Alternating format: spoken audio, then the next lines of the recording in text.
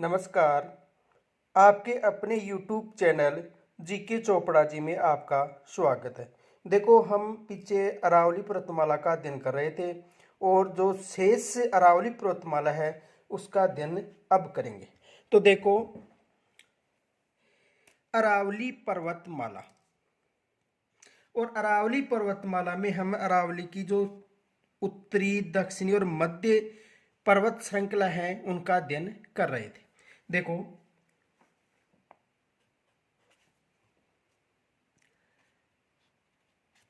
अरावली पर्वतमाला का यानी राजस्थान में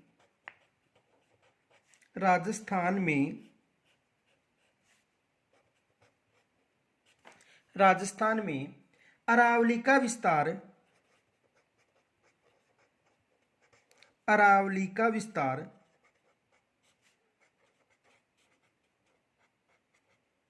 राजस्थान में अरावली का विस्तार खेड़ा ब्रह्मा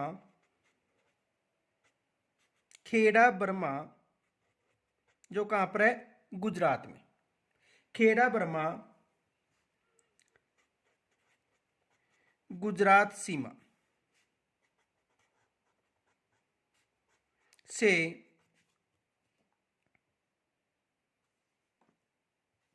खेतड़ी झुंझुनू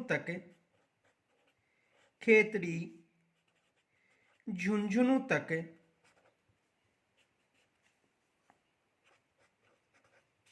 550 किलोमीटर तक है। कितना है? यानी राजस्थान में अरावली का जो विस्तार है खेड़ा ब्रह्मा यानी गुजरात से लेकर खेतड़ी झुंझुनू तक है। देखो, खेड़ा ब्रह्मा न आकर सिरोही से झुंझुनू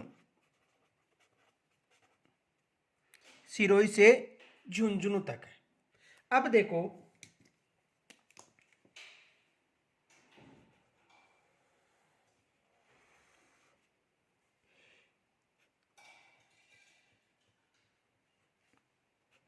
ये अरावली पर्वत श्रृंखला है।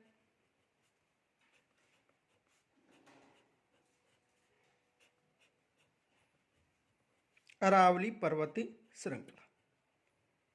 अब अरावली पर्वत श्रृंखला का विस्तार देखो, गुजरात,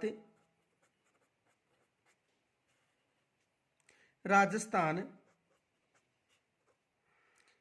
हरियाणा व दिल्ली तक है। राजस्थान में इसका विस्तार है वो देखो, यहां से लेकर यहां तक, यानी ये सिरोही है। कौन सा जिला? सिरोही जिला। और ये कौन सा है? झुंझुनू। कौन सा जिला है? झुंझुनू। तो सिरोही से लेकर झुंझुनू तक अरावली पर्वतमाला का विस्तार है और राजस्थान में इसकी लंबाई है 550 किलोमीटर। राजस्थान में लंबाई कितनी है? 550 किलोमीटर। कहां पर है इसकी लंबाई? राजस्थान। ये विशेष याद रखना।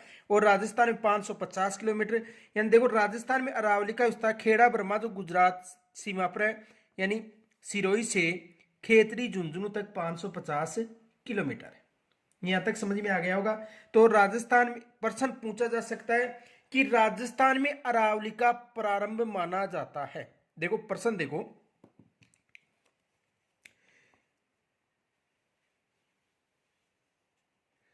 राजस्थान में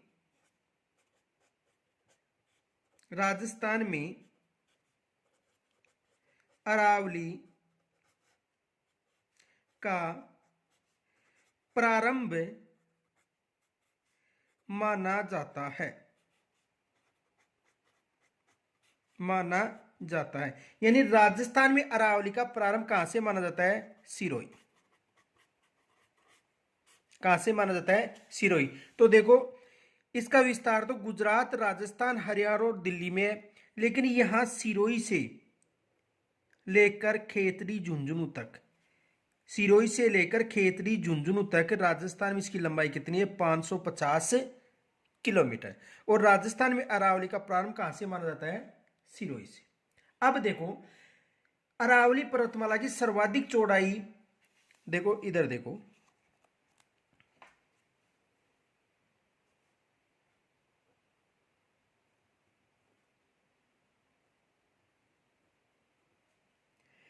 ये अरावली पर्वतमाला है।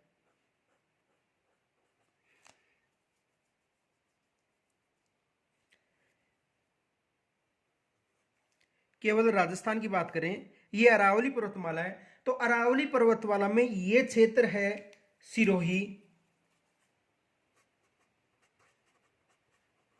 कौन सा क्षेत्र है? सिरोही क्षेत्र। और ये राजसमंद,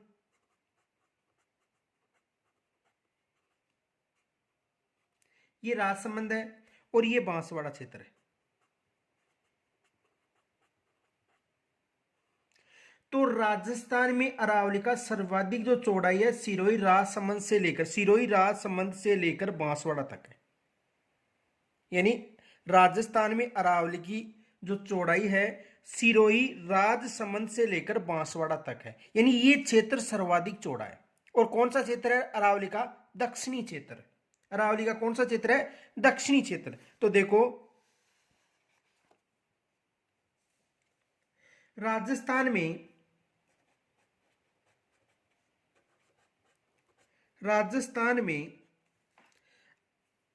अरावली की राजस्थान में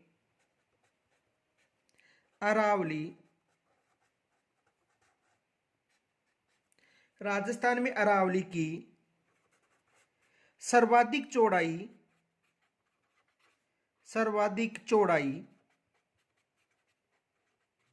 राजस्थान में अरावली की सर्वाधिक चौड़ाई सिरोही राजसमंद से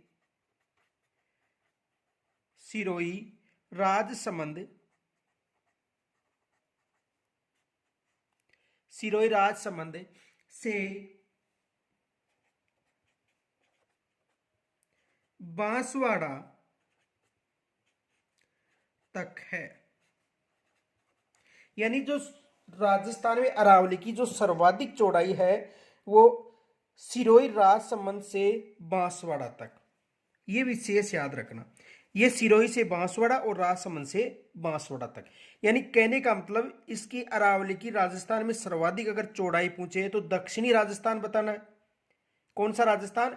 दक्षिणी, या सिरोही से बांसवाड़ा या राजसमंद से बांसवाड़ा के मध्य इसकी सर्वाधिक चौड़ाई है। और यदि इसकी ऊंचाई पूछे तो सर्वाधिक ऊंचाई सिरोही में है।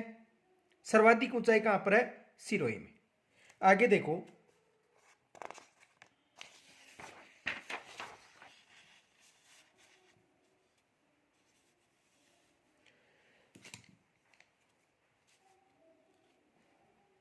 राजस्थान में अरावली की राजस्थान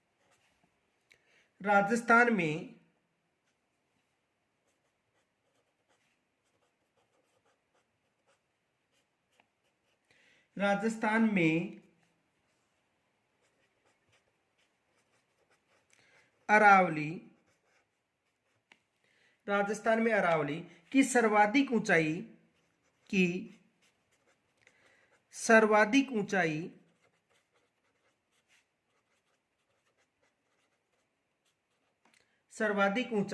राजसमंद से सिरोही के मध्य है।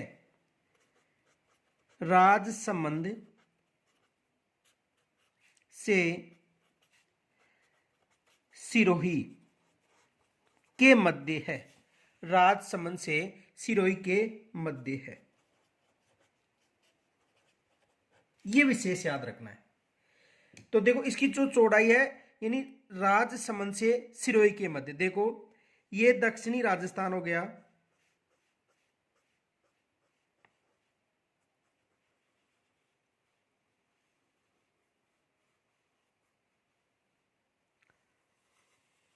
ये राजस्थान है।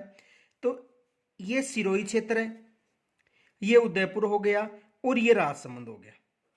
ठीक है, तो इसकी सर्वाधिक देखो ये तो है राजसमंद, ये हो गया उदयपुर और ये हो गया सिरोही।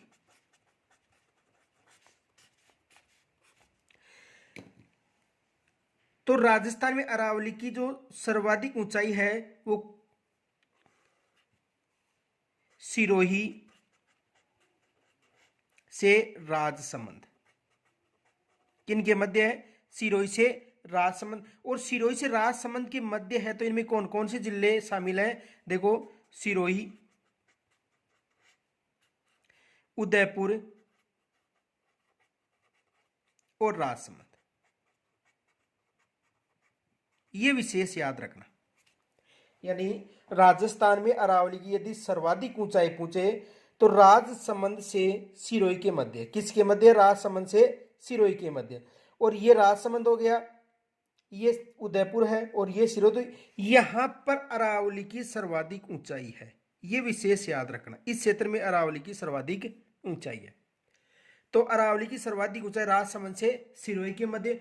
और यदि जिला पूछे तो जिला सर्वाधिक ऊंचाई कहां पर है? सिरोही में, यह विशेष याद रखना। और न्यूनतम ऊंचाई कहां पर है? जयपुर में। देखो, नोट नोट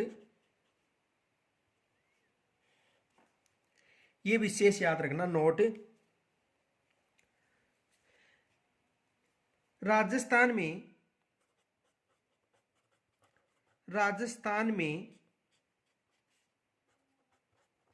राजस्थान में अरावली की सर्वाधिक ऊंचाई, अरावली की सर्वाधिक ऊंचाई की सर्वाधिक ऊंचाई सिरोही में है। किस जिले में है? सिरोही में।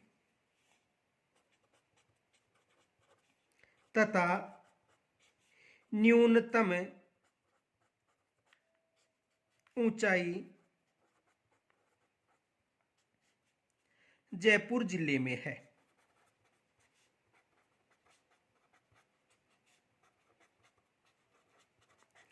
यानी राजस्थान में अरावली की सर्वाधिक ऊंचाई किस जिले में है? सिरोही में। और न्यूनतम ऊंचाई कहां पर है? जयपुर में।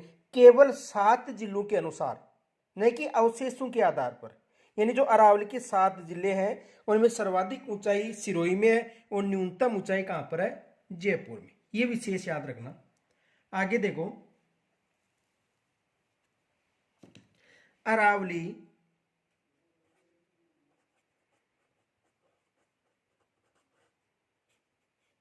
का सर्वाधिक विस्तार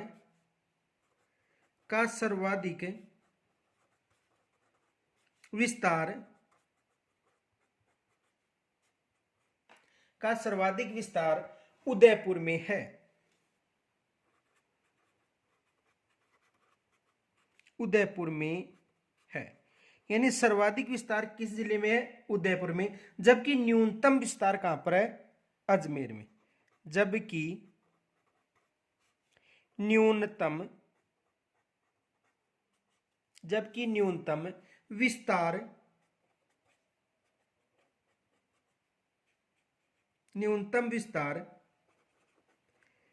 अजमेर में है। न्यूनतम विस्तार किस जिले में है? अजमेर में। यह विशेष याद रखना है। यानी सर्वाधिक विस्तार उदयपुर में और न्यूनतम विस्तार अजमेर में। आगे देखो, अरावली का जो क्षेत्रफल है, कुल क्षेत्रफल का 9.3% भाग है। देखो, क्षेत्रफल कितना है? 9.3% भाग पर। यानी कुल राजस्थान का जो कुल क्षेत्रफल है उसके 9.3% भाग पर अरावली का विस्तार है। और इसमें तथा जनसंख्या कितनी रहती है? लगभग 10%। जनसंख्या कितनी प्रतिशत निवास करती है? 10%। ये विशेष याद रखना। यानी कुल भूभाग के 9.3% भाग पर अरावली स्थित है, जिसमें 10% जनसंख्या निवास करती है। आगे देखो,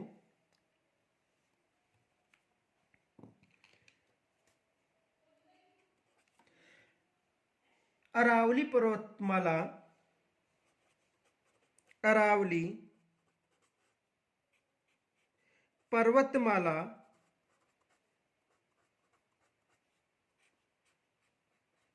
अरावली पर्वतमाला विश्व की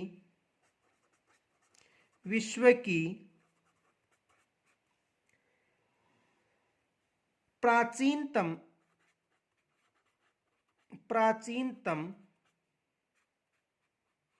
वलित पर्वतमाला है। वलित पर्वतमाला है। विश्व की प्राचीनतम वलित पर्वतमाला है। देखो ये प्रश्न पूछा जाता है कि अरावली पर्वतमाला कैसी पर्वतमाला है? वलित पर्वतमाला। ये विशेष याद रखना कि अरावली पर्वतमाला है तो अरावली पर्वतमाला कैसी है? वलित पर्वतमाला। जो यूएसए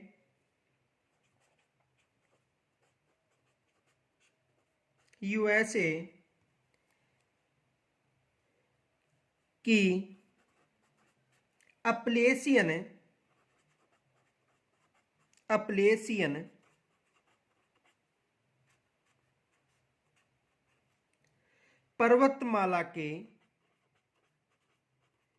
पर्वतमाला के समकालीन है।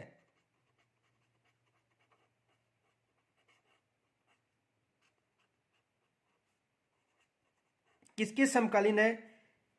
यूएसए की अपलेशियन पर्वतमाला के समकालीन। यह भी पूछा जा सकता है कि अरावली पर्वतमाला किसके समान है? तो अपलेशियन पर्वतमाला के समान है। आगे देखो,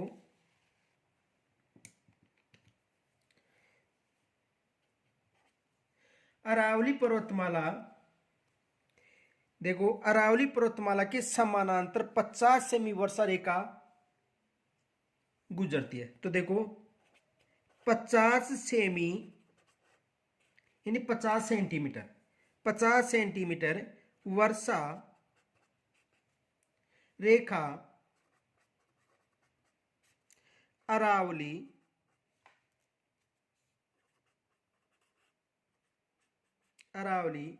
के समानांतर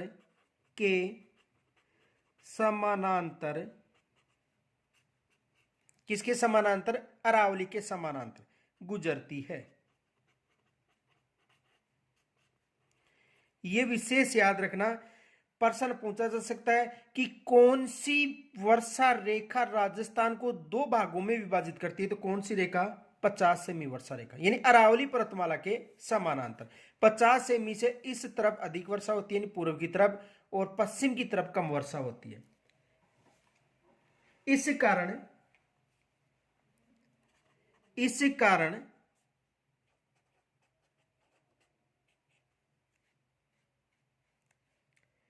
अरावली के पूर्व में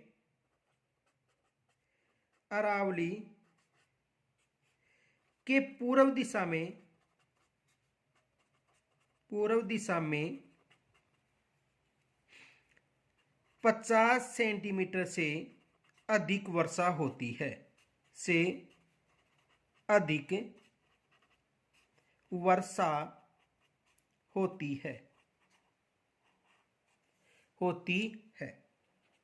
ये विशेष याद रखना। तो अरावली पर्वतमाला के समानांतर कौन सी वर्षा रेखा गुजरती है? तो 50 सेमी या 500 मिलीबार वर्षा रेखा। देखो ये प्रश्न पूछा गया था फर्स्ट ग्रेड में और आगे भी पूछा जा सकता है। विशेष याद रखना, देखो प्रश्न पूछा जा सकता है। क्वेश्चन देखो, अरावली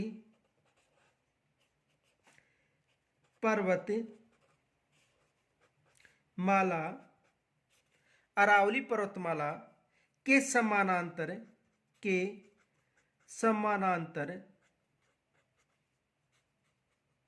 कौन सी वर्षा रेखा गुजरती है? कौन सी वर्षा रेखा गुजरती है, यह विशेष याद रखना। तो कौन सी? 50 सेंटीमीटर या 500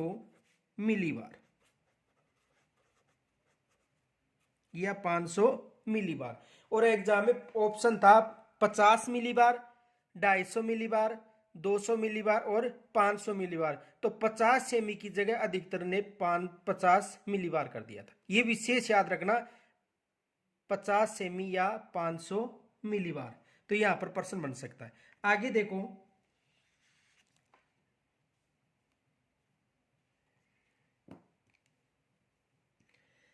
अरावली पर्वतीय प्रदेश में, अरावली पर्वतीय प्रदेश में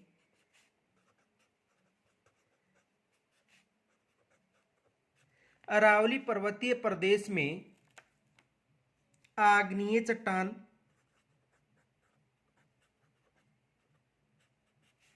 आग्नेय चट्टान या आंतरिक आग्नेय चट्टान, आंतरिक आग्नेय चट्टान, आंतरिक आग्नेय चट्टान या ग्रेनाइट चट्टान,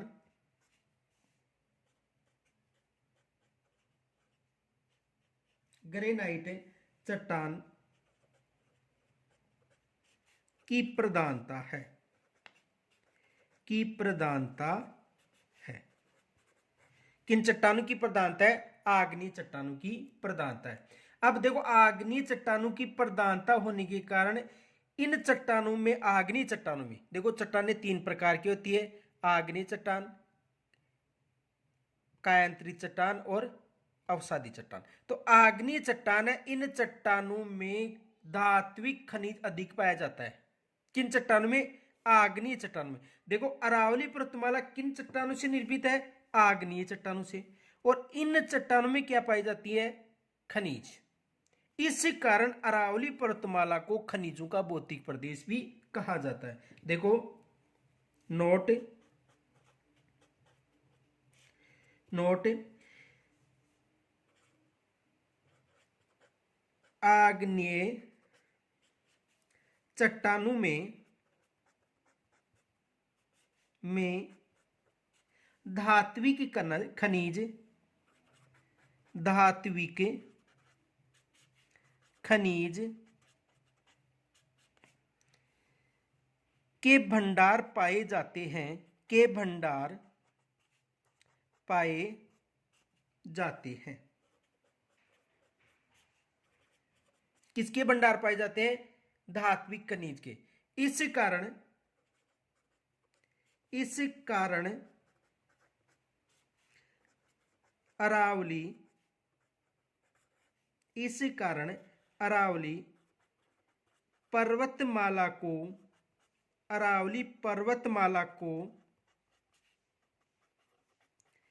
खनिजों का भंडार कहा जाता है, कहा जाता है। यहां तक समझ में आ गया होगा। कहने का मतलब है कि आग्नेय चट्टानों में धात्विक खनिज पाया जाता है और अरावली पर्वतमाला आग्नेय चट्टानों से निर्मित है। इस कारण अरावली पर्वतमाला में कौन से खनिज पाए जाते हैं? धात्विक। और अरावली पर्वतमाला को खनिजों का भौतिक प्रदेश या भंडार भी कहा जाता है। आगे देखो,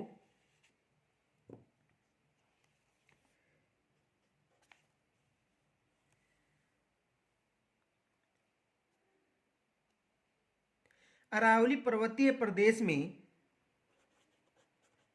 अरावली पर्वतीय प्रदेश में, अरावली पर्वतीय प्रदेश में लाल मृदा,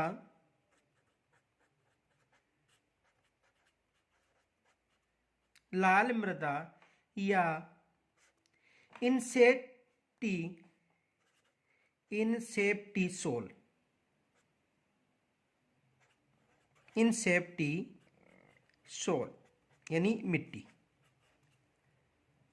का विस्तार है, का विस्तार है।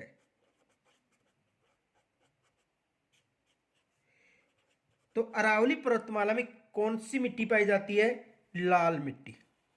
या इनसेप्टी सोल। ये विशेष याद रखना। अरावली पर्वतमाला मिट्टी कौन सी पाई जाती है? लाल मिट्टी। आगे देखो,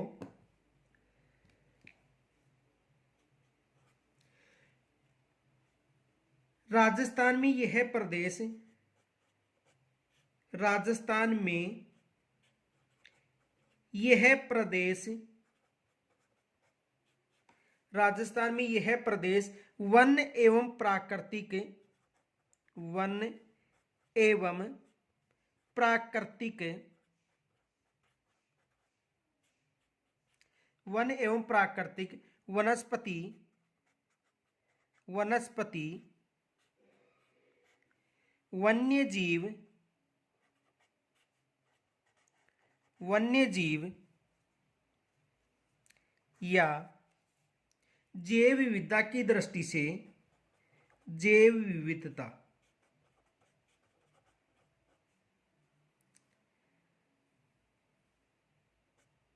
की दृष्टि से, की दृष्टि से समृद्ध प्रदेश है।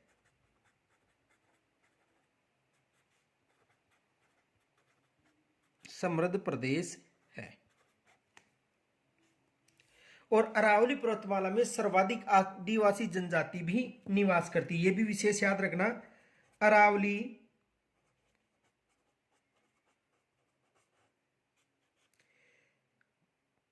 प्रदेश में आदिवासी जनजाति, आदिवासी जनजाति भी अधिक निवास करती है, भी अधिक निवास करती है, निवास करती है।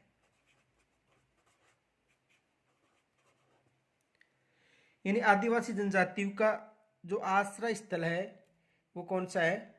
अरावली पर्वतमाला। देखो, अरावली पर्वतमाला क्षेत्र में स्थानांतरित कृषि और समुच्चय कृषि अधिक की जाती है। देखो,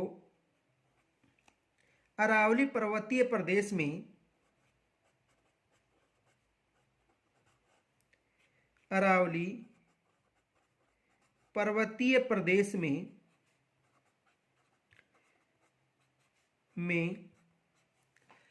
स्थानांतरित कृषि, स्थानांतरित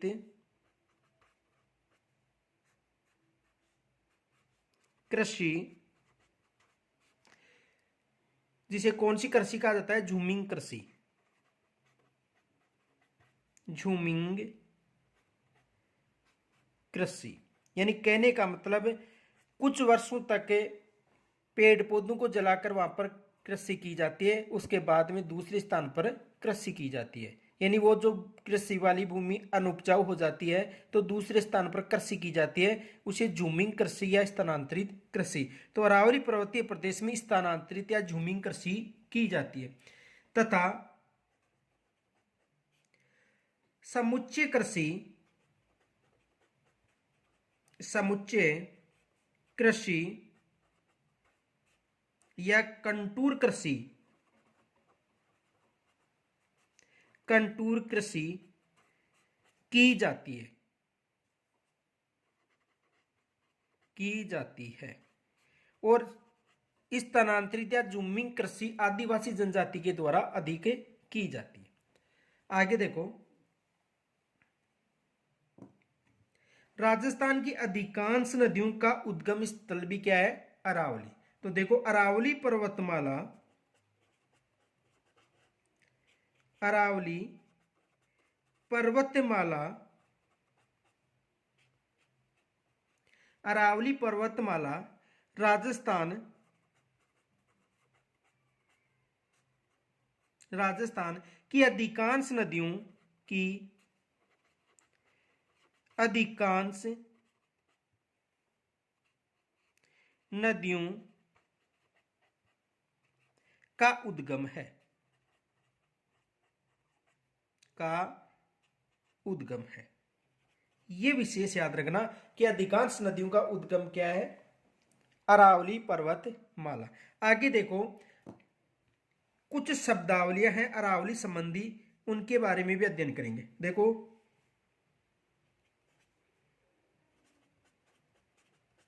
शब्दावली,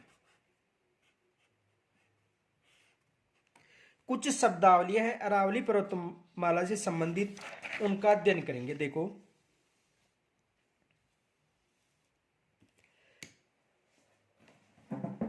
सबसे पहले गिरवा किसे कहते हैं? गिरवा,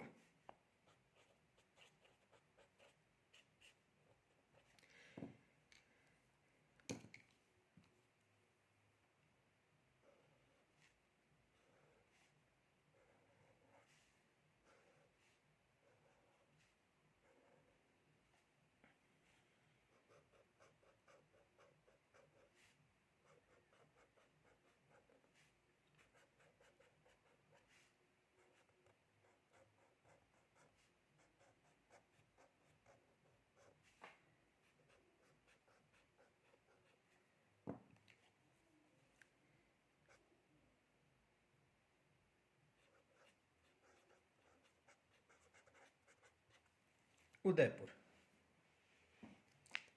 देखो, उदयपुर में आसपास में जो अर्धचंद्राकार या तस्तीरानुमी पहाड़ियां हैं, अर्धचंद्राकार या तस्तीरानुमा पहाड़ियां हैं, उन्हें क्या कहा जाता है? गिरवा। ये विशेष याद रखना। देखो, गिरवा किसे कहते हैं? उदयपुर के आसपास, उदयपुर के आसपास, किसके आसपास? उदयपुर। उदयपुर के आसपास पाई जाने वाली, पाई जाने वाली,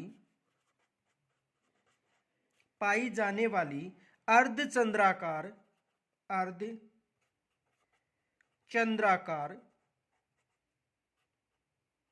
अर्धचंद्राकार या तस्तीरानुमा पहाड़ियां, तस्तीरी नुमा पहाड़ियां क्या कहलाती हैं? गिरवा। ये विशेष याद रखना कि उदयपुर में अर्धचंद्राकार या तस्तीरानुमी जो पहाड़ियां, उनको क्या कहा जाता है? गिरवा। तो गिरवा कहां पर? उदयपुर में। और कैसी पहाड़ियां? अर्धचंद्राकार पहाड़ियां। दूसरी शब्दावली देखो,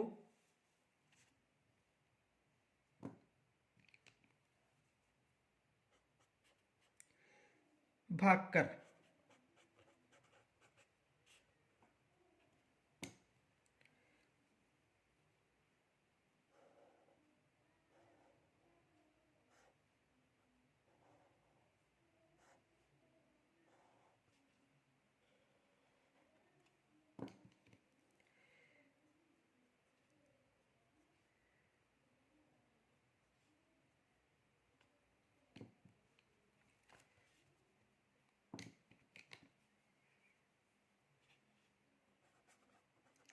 पूर्वी सिरोही,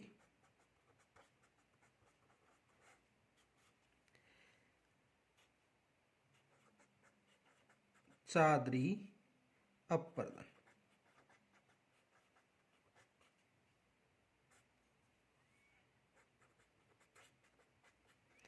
सिरोही, राजसमंद तथा उदयपुर।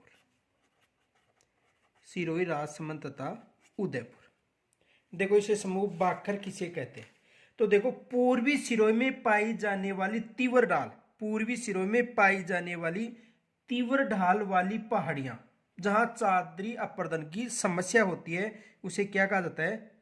भाकर कहा जाता है। तो देखो, भाकर कहां पर पाई जाती है? ये पूर्वी सिरोही में। और तीव्र ढाल वाली जो आकृतियां हैं, उन्हें क्या कहा जाता है? भाकर। तो देखो,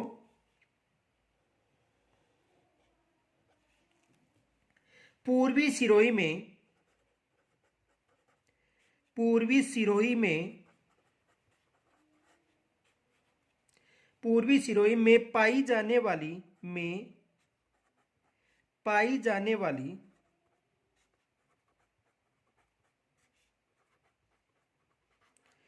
पूर्वी सिरों में पाई जाने वाली तीव्र ढाल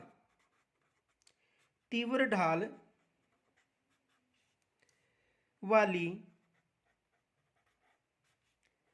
पहाड़ियां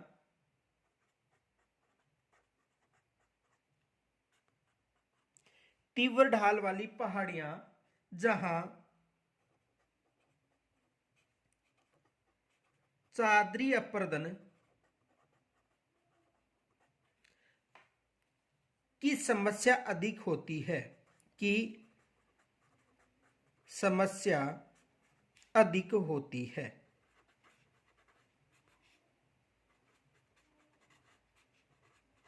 किसकी समस्या अधिक होती है? चादरी अपर्दन की। तो भाकर पूर्वी सिरोही में तीव्र ढाल वाली पहाड़ियों को कहा जाता है। भाकर किसे कहा जाता है? पूर्वी सिरोही में तीव्र ढाल वाली जो पहाड़ियां हैं उन्हें क्या कहा जाता है? भाकर। और किसके लिए प्रसिद्ध है? चादरी अपर्दन के लिए। किसके लिए प्रसिद्ध है? चादरी अपर्दन के लिए। और देखो राजस्थान में सर्वाधिक जो अपर्दन है वो श्री गंगानगर में होता है। किस जिले में होता है? श्री गंगानगर में। विशेष याद रखना, देखो नोट राजस्थान में सर्वाधिक अपर्दन कहां पर होता है? श्री गंगानगर में। सर्वाधिक अपर्दन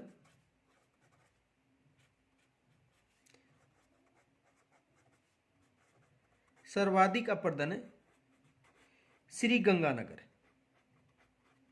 तो सर्वाधिक अपर्दन कहां पर होता है? श्री गंगानगर। आगे देखो मेवल किसे कहते हैं?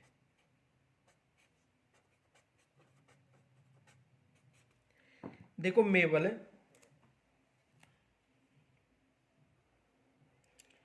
दक्षिणी राजस्थान, ये बांसवाड़ा और ये डूंगरपुर।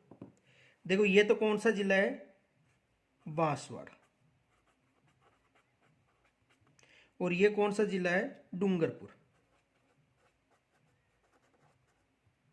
बांसवाड़ा और डूंगरपुर के मध्यवर्ती क्षेत्र को क्या कहा जाता है? मेवल।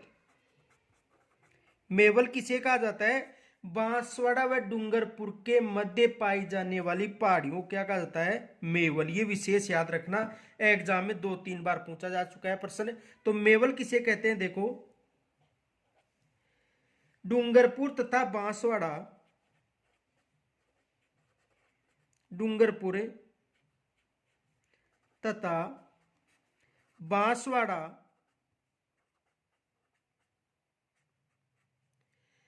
के मध्य पाई जाने वाली के मध्य पाई जाने वाली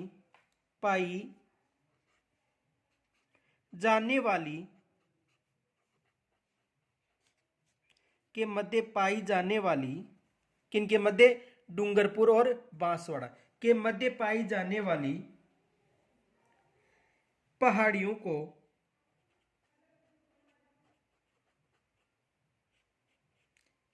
को मेवल कहा जाता है। मेवल कहा जाता है। तो डूंगरपुर और बांसवाड़ा के मध्य जो पहाड़ियां पाई जाती है उन्हें क्या कहा जाता है? मेवल। ये विशेष याद रखना, एग्जाम में पूछा जा चुका है कि मेवल किसे कहते हैं। तो डूंगरपुर और बांसवाड़ा के मध्यवर्ती में जो पहाड़ियां पाई जाती है उन्हें क्या कहा जाता है? मेवल कहा जाता है। आगे देखो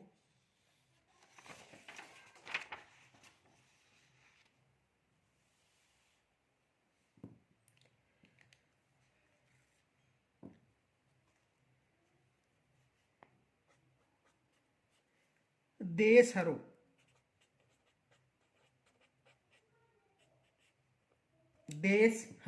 देखो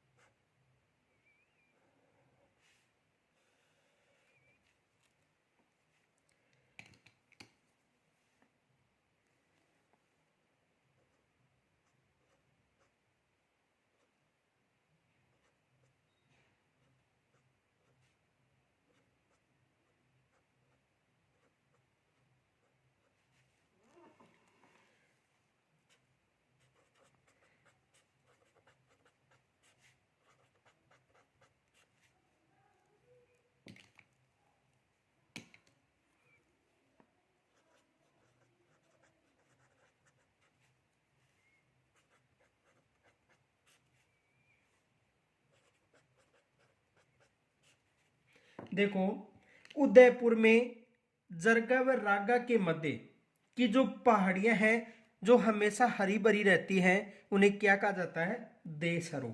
तो देखो, उदयपुर में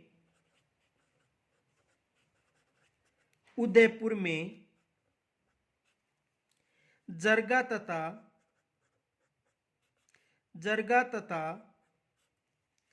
रागा की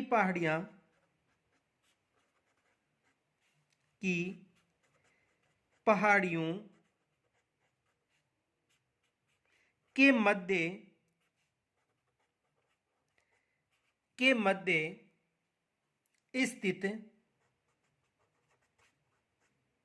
के मध्य स्थित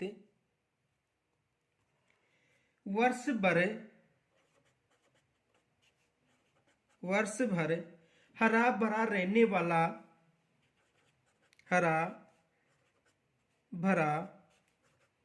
रहने वाला भूभाग क्या कहलाता है? देशहरों। यानी जरगा से लेकर रागा के मध्य उदयपुर में जो हरा भरा भाग रहता है उसे क्या कहा जाता है? देशहरों। ये विशेष याद रखना। अब देखो, अरावली पर्वतमाला में कौन कौन से पठार हैं? पठार कहां पर? अरावली पर्वतमाला। अरावली पर्वतमाला में कौन कौन से पठार हैं? तो देखो, पठार का मतलब होता है कि ऊपरी भूभाग, यानी पहाड़ी का ऊपरी भूभाग समतल रूप में उसे क्या कहा जाता है? पठार। ऊपरी भूभाग समतल रूप में उसे क्या कहा जाता है? पठार कहा जाता है। तो देखो, भोराट का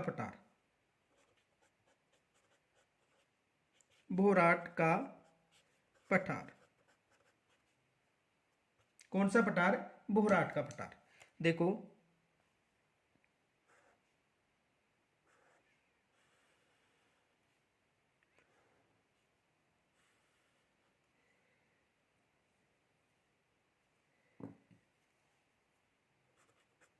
भोराट का पठार। और भोराट के पठार की ऊंचाई कितनी है? ऊंचाई 1225 मीटर। कितनी ऊंचाई है? 1225 मीटर। और ये कहां से कहां तक है? गोगुंदा उदयपुर से कुंभलगढ़ राजसमंद तक। तो कहां से कहां तक है? गोगुंदा।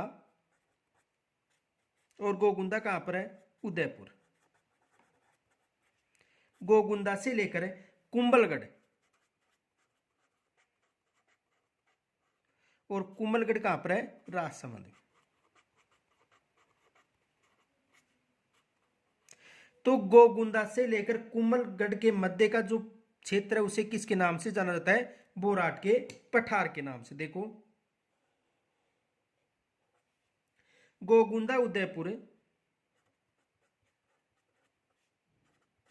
गोगुंदा उदयपुर से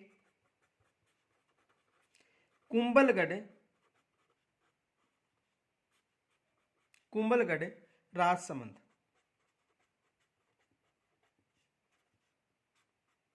कुंभलगढ़ राजसमंद के मध्य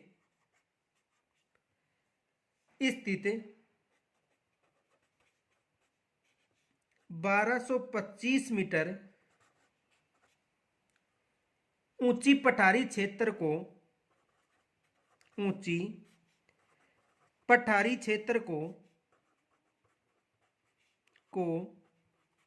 भोराट का पठार कहते हैं। भोराट का पठार कहते हैं। किसका पठार कहते हैं? बोराट का। तो बोराट का पठार गोगुंदा से कुंभलगढ़ के मध्य है और ऊंचाई कितनी है? 1225 मीटर। आगे देखो, दूसरा है उपरमाल का पठार। उपरमाल का पठार, कौन सा पठार? उपरमाल का पठार। देखो,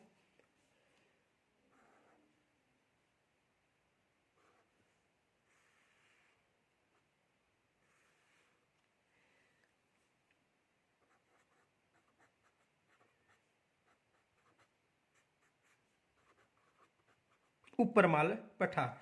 तो ऊपरमाल पठार कहां से कहां तक है? बिजोलिया भीलवाड़ा से बैंसौरगढ़ चित्तौड़गढ़ तक। तो देखो बिजोलिया,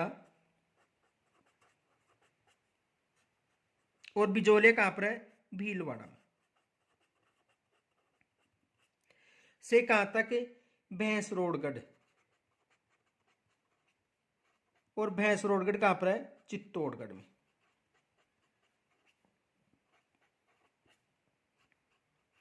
तो देखो बिजोलिया से लेकर भैंसौरगढ़ के मध्य का जो क्षेत्र है उसे किसके नाम से जाना जाता है? ऊपरमाल के पठार के नाम से। तो देखो बिजोलिया से लेकर भैंसौरगढ़ के मध्य के भूभाग को ऊपरमाल के नाम से या ऊपरमाल के पठार के नाम से जाना जाता है। आगे देखो भूमट का पठार,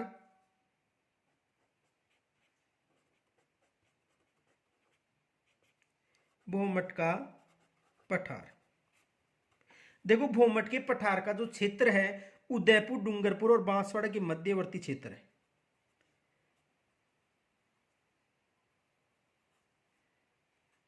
उदयपुर, बांसवाड़ा और डूंगरपुर, इस क्षेत्र में जो भील बाहुल्य क्षेत्र है, ठीक है, तो इस क्षेत्र में भील बाहुल्य क्षेत्र कौन सा है? भील बाहुल्य क्षेत्र।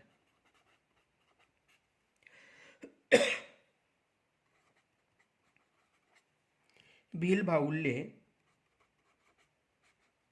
क्षेत्र, और यहां पर भूमट जनजाति भी रहती है, तो इसे भूमट या भूभाग या भूमट का पठार कहा जाता है। इनके मध्य यानी उदयपुर, डूंगरपुर और बांसवाड़ा में इनके अवशेष पाए जाते हैं, किनके? भूमट के पठार के, ठीक है। और यहां पर किस जनजाति का बाहुल्य है? भील या भूमट जनजाति का। तो देखो भूमट, भूमट जिसे भूमत के रूप में भी जाना जाता है, भूमत के रूप में, के भूमत के रूप में भी जाना जाता है, भी जाना जाता है। किसके रूप में? भूमत के रूप में भी जाना जाता है।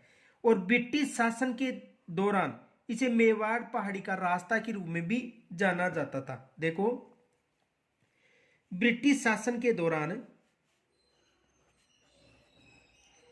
ब्रिटिश शासन के दौरान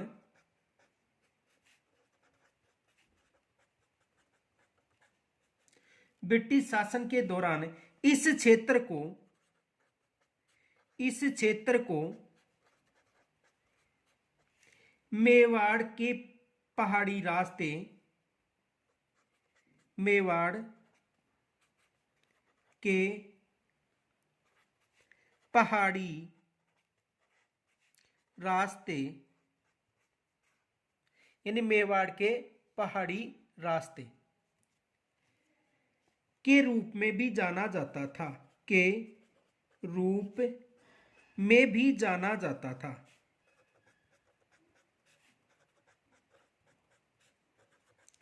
किसके रूप में?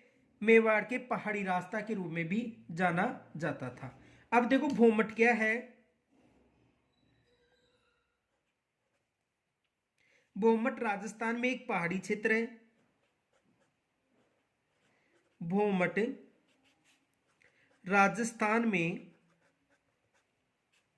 राजस्थान में एक पहाड़ी क्षेत्र है, पहाड़ी क्षेत्र है। कौन सा क्षेत्र है? पहाड़ी क्षेत्र है। यह क्षेत्र, यह क्षेत्र भील बाहुल्य क्षेत्र है, भील बाहुल्य क्षेत्र है। कौन सा क्षेत्र है? भील बाहुल्य क्षेत्र। भूमट क्षेत्र ही मुगल काल के दौरान, मुगल काल के दौरान मेवाड़ शासकों की शरण स्थली रहा था। मेवाड़ शासकों की, यानी मेवाड़ शासकों की शरण स्थल रहा।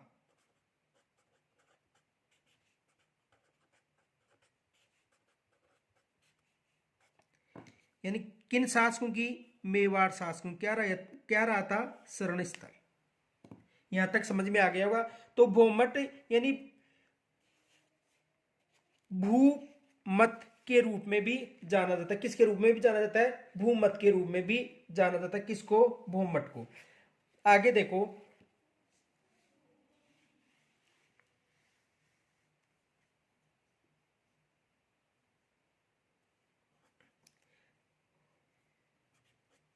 लासोड़िया का पठार।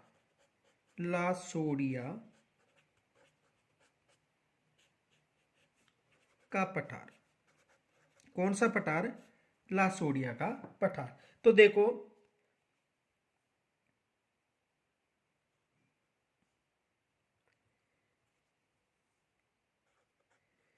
जयसमंद झील, कौन सी झील? जयसमंद झील। और जयसमंद झील के पूरब की तरफ, ये कौन सी दिशा होगी? पूरब की तरफ।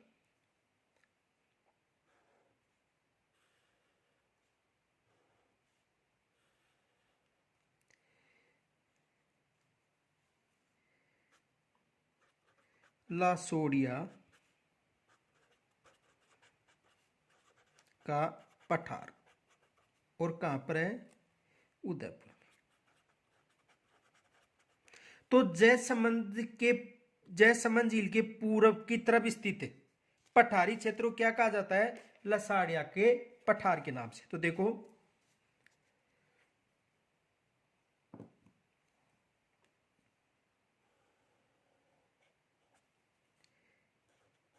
जयसमंद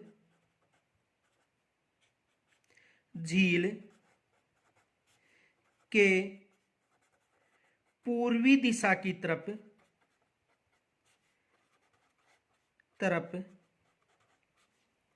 स्थित पठार, और ये कहां पर है? उदयपुर में।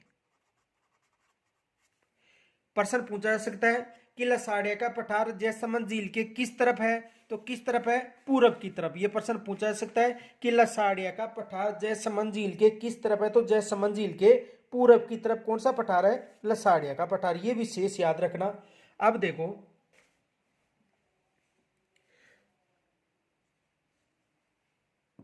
देखो मेसा का पठार, मेसा का पठार और मेसा का पठार कहां पर है? चित्तौड़गढ़ में।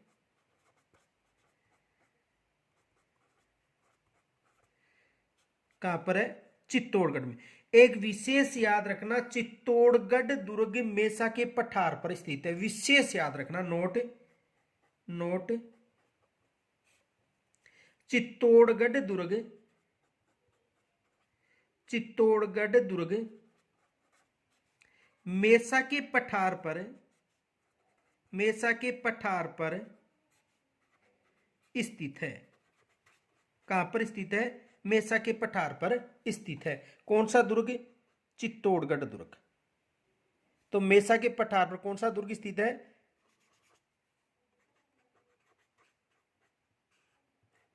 चित्तौड़गढ़ दुर्ग। आगे देखो,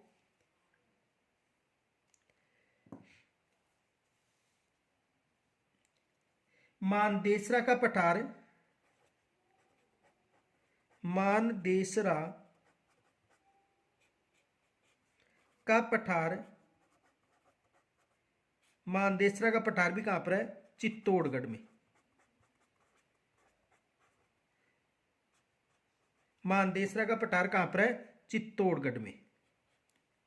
आगे देखो, काकनवाड़ी का पठार अलवर, काकनवाड़ी का पठार, और काकनवाड़ी का पठार कहाँ पर है? अलवर में। देखो काकनवाड़ी का पठार अलवर में है और इस पठार के आसपास में हरे रंग के कबूतर भी पाए जाते हैं। उड़िया का पठार, उड़िया का पठार का पठार, और उड़िया का पठार कहाँ पर है? सिरोही में। जो पीछे हम इनका अध्ययन कर लिया है, यानी उड़िया का पठार कहाँ पर है? सिरोही में। देखो राजस्थान का सबसे ऊंचा पठार है 1360 मीटर। इसकी ऊंचाई कितनी है? 1360 मीटर। 1360 मीटर।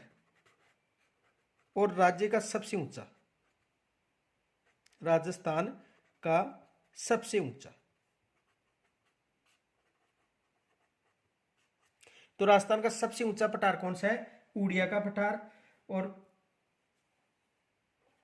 आबू का पठार, आबू का पठार, और आबू का पठार भी कहां पर है? सिरोही में। आबू का पठार कहां पर है? सिरोही में। राजस्थान की दूसरी सबसे ऊंचा पठार कौन सा है? आबू का पठार। ऊंचाई कितनी है? 1200 मीटर। राज्य का द्वितीय